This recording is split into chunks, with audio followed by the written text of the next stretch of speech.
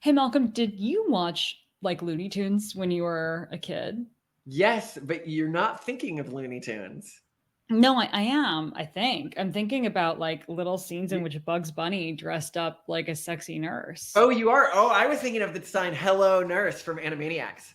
No, Um, well, yeah, I mean, I think that it's interesting in like several generations of children's cartoons, and we're talking about cartoons that probably like a huge segment of our viewers like have no exposure to, but like that in children's programming, there's this concept of a sexy nurse, and it's like, wait a what? second, like you're putting a fetish in a kid's cartoon. What is going on What is here? going on here? Where did this fetish well, and then the other one you have is, like, the disciplinarian teacher, which is another Or the common one. nun, the sexy nun. But Yeah, no, or the but Hello nun. Nurse, this whole like, yeah, like Bugs Bunny is a sexy nurse. Other like this Mm, trope. I it's interesting because like when I saw this as a kid, I just assumed that like nurses had special powers. Like, I mean, because I didn't like how are you gonna understand this as a kid? It's just the weirdest what was thing. interesting is that this has been a part of human sexuality for a while. Hmm. So in the Regency era, something developed that was called the English vice.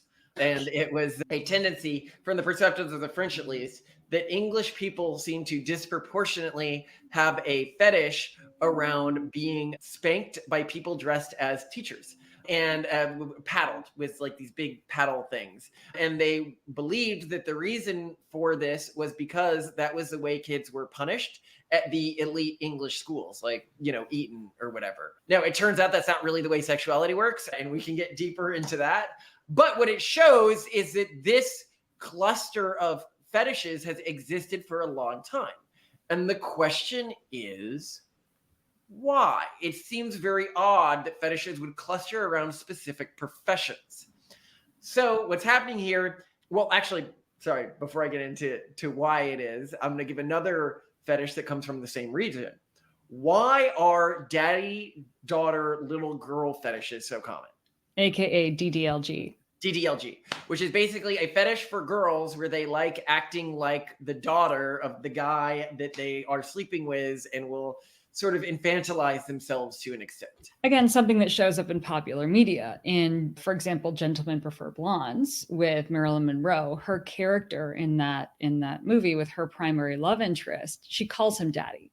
Like all Yeah, the it's what's going on here? And it's all the same thing. And it all is unfortunately fairly simple. mm-hmm, Would you like to know more? It's that dominance and submission are a very important part of human sexuality. In mm-hmm. fact, in our studies in women, they are the dominant factor in human sexuality.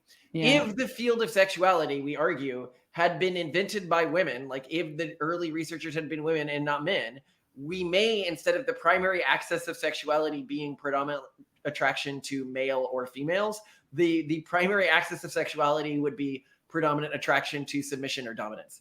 Because in women, that matters more to the average woman. Now, obviously, this isn't true for all women, but to the average woman, submission or dominance is more important in arousal than the gender of the person they're engaging with, and specifically gendered features. So they might like psychologically care about the gender, but they would be more turned on by submission or dominance than they would be by seeing either the naked female or male form, which is really fascinating. So it's a very, very big part, but also for males, it's a big part of sexuality. The Yeah, I the think in problem your we have. research, let me just make sure I have this right. I remember it correctly. More men would prefer to be submissive than dominant. And of course, like men who are city dwellers are more likely to tend toward submissive, and men who grew up in rural environments are more likely to tend toward dominance. But still, even more men than women would prefer to take the No, not submissive more role, men than right? women. Women prefer to be No, no, submissive. no, I mean, sorry, but more men. So basically, like something like more than I fifty think percent of that might be, men. but I'd have to go to the book again. Yeah, But the number of men who prefer to be submissive is large. It's yeah, like like surprisingly large. Like we would 35, expect most women to 37%. prefer dominance, but we wouldn't expect most men to prefer dominance. But I'm pretty sure because I looked at this fairly recently. Yeah, well, so Majority we of can talk men. about why that's the case, right? Mm, So, why did dominance evolve as a thing that mattered at all? It was because evolution's a cheap programmer and it borrows other things. mm, So, when humans were evolving, if you look at other social mammals, they often use sexual displays where the more submissive gender display is used to signal submission within intergroup conflicts or intergroup dominance things. So this would be like a dog showing it's submissive to another dog by presenting itself, whether it's male or female, right? And the reason I made clear that it matters what gender is in control of that society is spotted hyenas, where females are dominant, but also have a pseudopenis. We could get into that. An erection is a sign of submission. And this is because evolution, when it's looking for, it's like, oh, I need a system to signal to other people of my tribe, right, that I am submissive or dominant to them, is just going to borrow pre-existing code. It's basically going to Substack and looking for pre-existing code. And one of the code types that makes the most natural sense to use is the sexuality system, because it's already there. Most things. Now, I've got to explain a little bit how evolution works for people to understand why it would do this. Evolution is going to pull on, slight mutations that might happen within an individual that can then sort of cause positive feedback loops. And a slight mutation is much more likely to happen within a pre-existing system than with an entirely new system. So almost every time communal mammals have developed intergroup dominance displays, it has been through utilizing the sexuality system. And males, if you look at the social structure of early humans, only one male was often in charge of the pack. Males, the majority of males needed to learn to be submissive to one male and dominant to other males and females, but submissiveness needed to be part of this system that most males had from the beginning.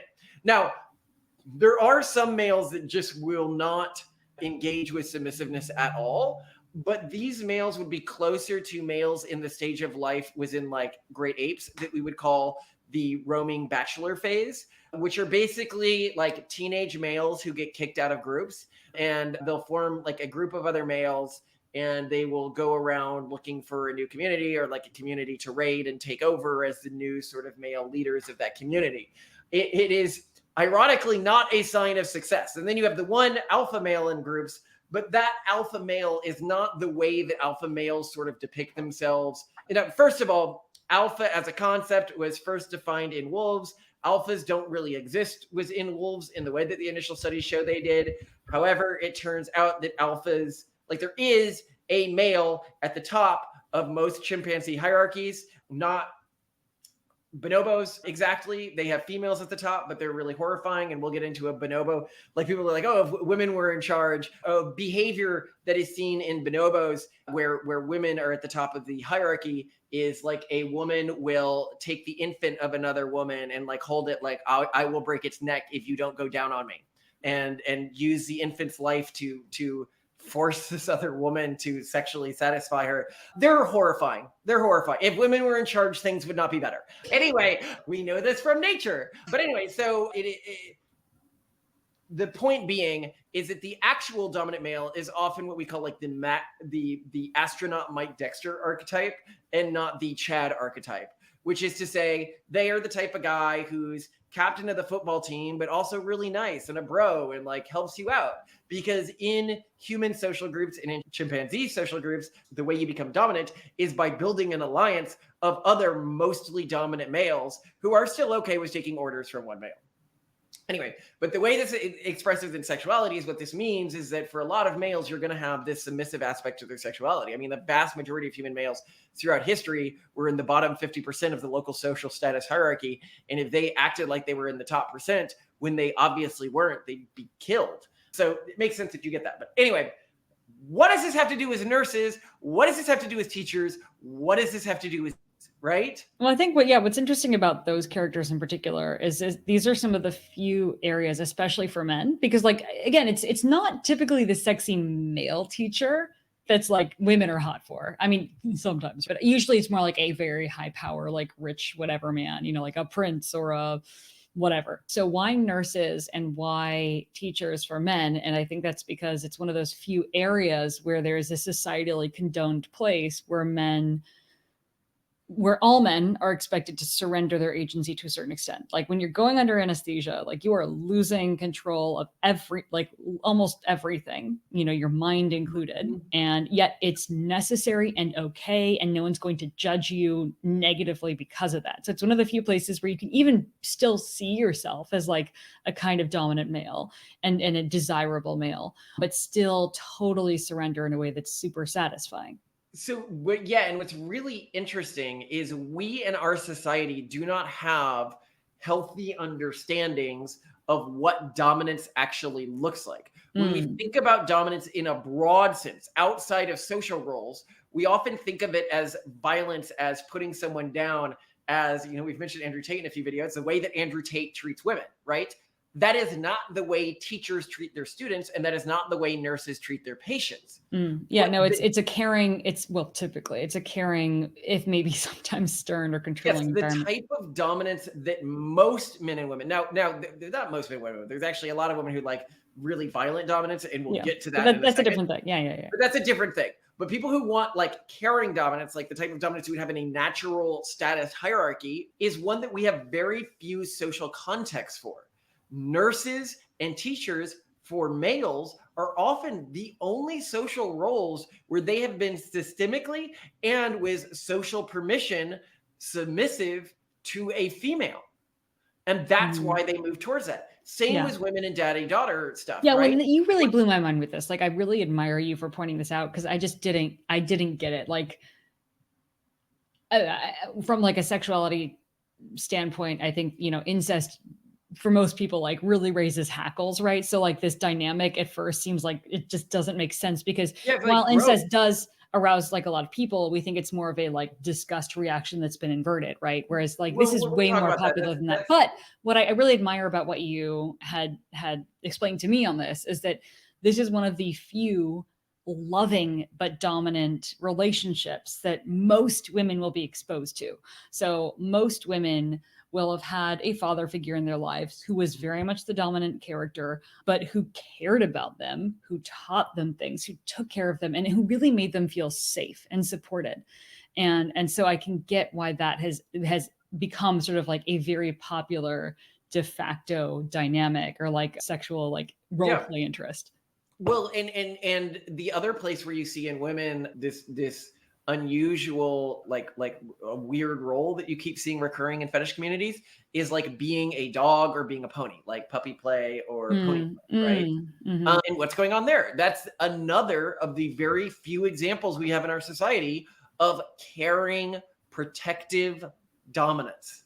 And so when they are trying to get in the mindset of, I am a thing that has this caring, protective, dominant entity out there, like protecting me, what is that thing?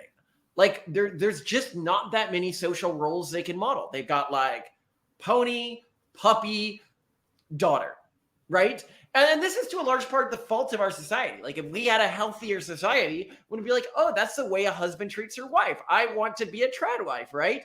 Yet, when we think about trad wives, I think a lot of people, their evoked set is often more around this kind of degrading submission, closer to like the French maid archetype, which is again about a form of degrading submission, which a lot of people do like. So women who like, and this is another thing we talked about, a lot of women also like really degrading submission, right?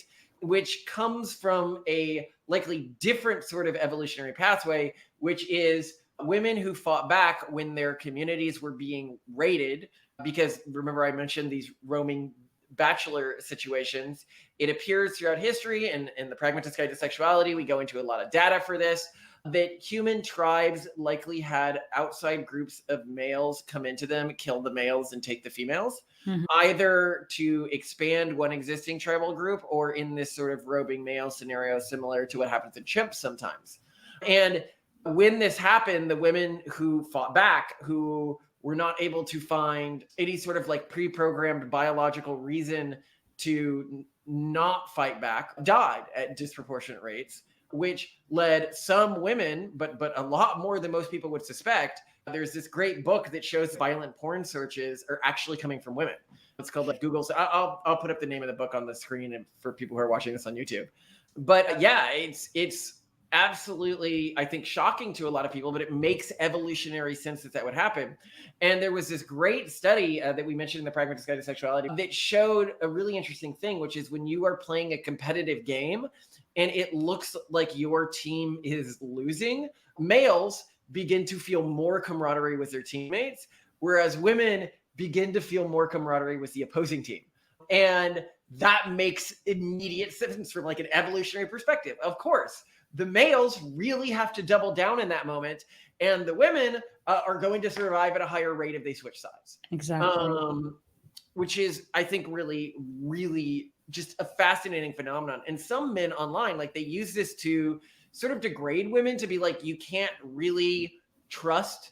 Right, because they'll abandon you as soon as you're like on your back foot. That's also wrong, because, you know, if I have like 5 or 6 kids with Simone and she's like 35, 40, she's not going to have more kids. So even from an evolutionary perspective, the pressure would have been on supporting her community. And what is the meme? Submissive and breedable. This is like a meme these days where you're looking for submissive, breedable, I don't know, wives or femboys or something like that. I'll find some quotes about this. I don't know where it comes from, but I've thought it's a very interesting. We might do a whole episode on that. That'd be a good episode.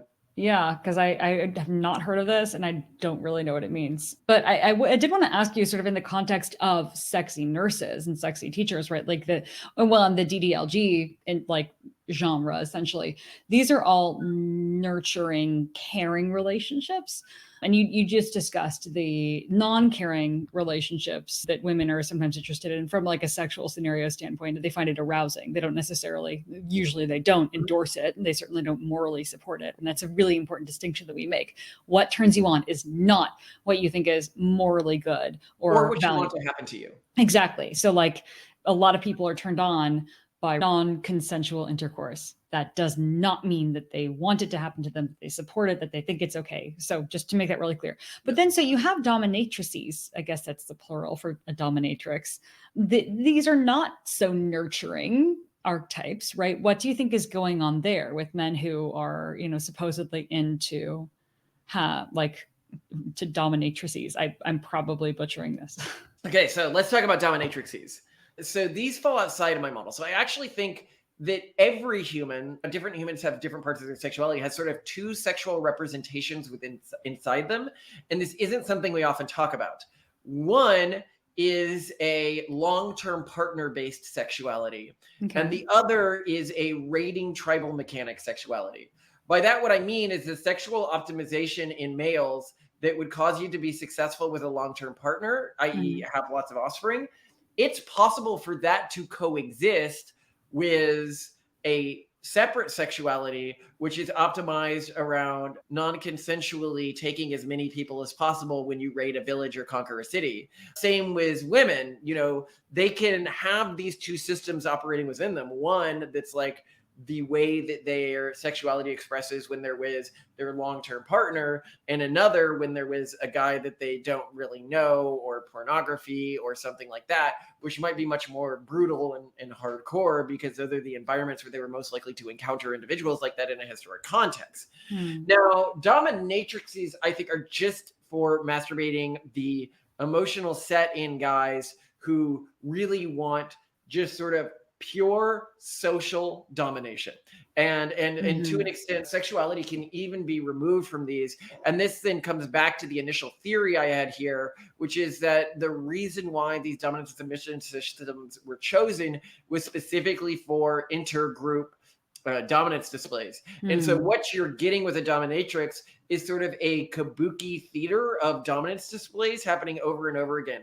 Think of it like a gorilla signaling to another gorilla over and over and over again, I'm stronger than you, but he's actually doing it to like himself in a mirror. Like he doesn't, it's totally outside of his evolutionary context. Yeah. That's what's happening with that. One of the things that we were really interested in when we wrote our book is what causes males to sort into these different types of sexuality. Is it something that happens to them before puberty? Is it like their family background? Like if they grow up thinking they're from a powerful family, they're more likely to be dominant? Is it like we're going through all sorts of things trying to figure it out? It turns out it's actually what would be most evolutionarily advantageous. Okay. Which is, as an adult, the amount of power you think you have typically correlates with what you want in the bedroom. So men who feel more powerful in their careers, in their lives, are typically more turned on by being dominant themselves, Mhm. whereas men that feel more disempowered are more turned on by taking on submissive roles. And actually, the same is true for women. Women who feel they have more control of their lives are more turned on by being dominant themselves. But what's also interesting is these men who have more power and are more turned on by being dominant actually get more arousal for being dominant to somebody else who wants to be dominant. And I think this is, we're not the only ones to say, and you found this in your research findings, which I think is Yeah, super helpful, but also there are many other people who said, yeah, like this concept that like super high powered men want to surrender in the bedroom, it's just not that common, right? it's not backed by the data. Yeah. It is an interesting outlier that sometimes exists in our society. Mhm. Except what I find very interesting is that when people point to men who are actually doing this in the real world, they're usually like powerful but government bureaucrats, which actually means that they're submissive to somebody else in their daily life, even though they may be thought of as high status within society. Um, which isn't the same, and then it would make sense why they're interested in this sort of thing, because they do feel very disempowered in their daily lives. Mhm. It is not, as much something you see with like tech CEOs and stuff like that. And again, you and I know many tech CEOs that date. We've written books on sexuality. We've talked to them. Most of them are, if they're male, incredibly dominant, and if they're female, incredibly dominant. Yeah. That's another interesting thing, that as women become wealthier, they sort of act more masculine, but wealthy men seem to prefer that, Yeah. So there you go. which is interesting. Well, it makes sense if their thing is dominating the dominant, if that seems to be like wealthy sexuality. Now, keep in mind, sexuality doesn't change that much as an adult, but it seems to change a little. Like here, we're talking about maybe like a 20% change or a 30% change, depending on an individual's wealth, not and perceived power. Now, it's not actual wealth. That's just what we were using to measure as a proxy perceived power. But we also did perceived power within the study, and they both correlated really well. We couldn't find out which correlated better, so it doesn't matter. But interesting. Yeah. Well, Simone, do you have any more thoughts on this? I just find myself wondering, as society shifts, what the new tropes are going to be, right? Like, as you were saying, it wasn't until you say the Regency era that the school teacher meme, and that's sort of like really the beginning of the industrial school system. So that makes sense. And then, as nurses starting to exist, and of course, I think nuns for an even longer time, of course, fell into this trope. So, like, what is the next version? And I don't know, like, I think our society is moving toward a sort of post-gender world. So maybe it's just going to stay like in the medical profession and just Well, be I think the bigger nurses. change you're going to have is more and more people are going to want to be submissive. More and more men are Mhm. feeling disempowered and are going to take on this submissive role within their sexuality. Yeah. But an interesting differentiator we've had was that recently is, if you're looking at what's being broadcasted like from the rooftops, is male status is determined by how dominant you are sexually. So I Mhm. think that a lot of these men who are really disempowered and thus more likely to fall towards this submissive side of male sexuality, where they're turned on by acting submissive, they gain the perception from social media that male status is determined by how dominant they prefer being in sexual situations, Mm. and therefore present and act in terms of building their own self narratives more sexually dominant than they really are, and that they can really maximize their personal gratification off of. Now, that may be Mhm. useful in satisfying a female partner, but it is sad that we might be entering that world where faking a sexuality you don't have is an important sort of status symbol for some, and I think especially, men who would fall into this category, some really insecure men. Mm. And I mean, I think I see it when I see these men online who are constantly talking about being dominant all the time. That's not the type of thing that somebody who's naturally inclined towards dominance does. Yeah. Yeah. It's more of a Um, show don't tell kind of thing. yeah. Yeah, I think that's the funny thing about you is a lot of people like online will make fun of you for being a soy boy, and you don't try to front about being dominant, but like in person it's just so obvious that dominant. So yeah, and then I think probably the vast majority of the people who are attacking you for being a soy boy online are like, if we were all in a room together, it probably wouldn't play out the same way. But well, and I think that this is something people who more actively engage with the BDSM community, it's common knowledge in the community, is that men who day to day act quote unquote really dominant, like all the time, they're usually really bad at being doms because they aren't naturally dominant. It's part of an act. Whereas men who are just much more comfortable with themselves day to day and don't put on this big dominance act all the time are generally better or known as better doms within these communities.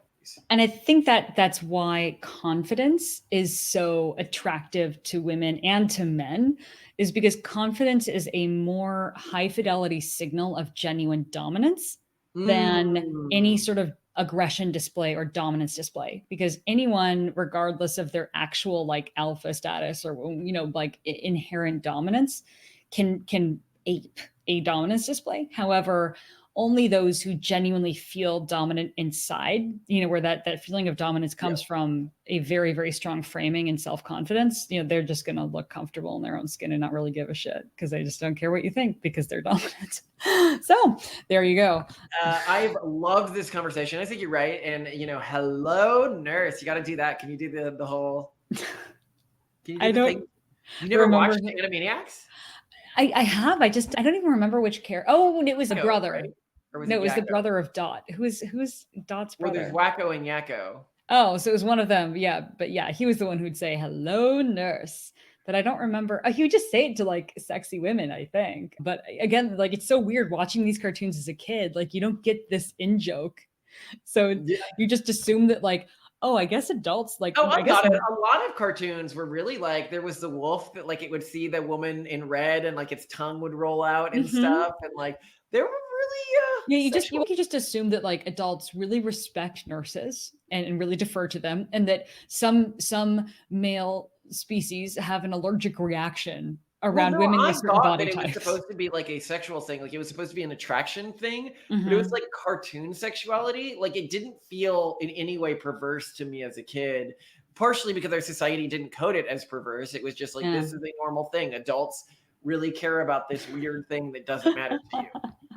Yes. So anyway, I got that. But today, the way we engage our kids with sexuality is like actually sexualized, and I think ways that are pretty gross to me. But that's just me. Love you. Gotta go handle the kids soon. So.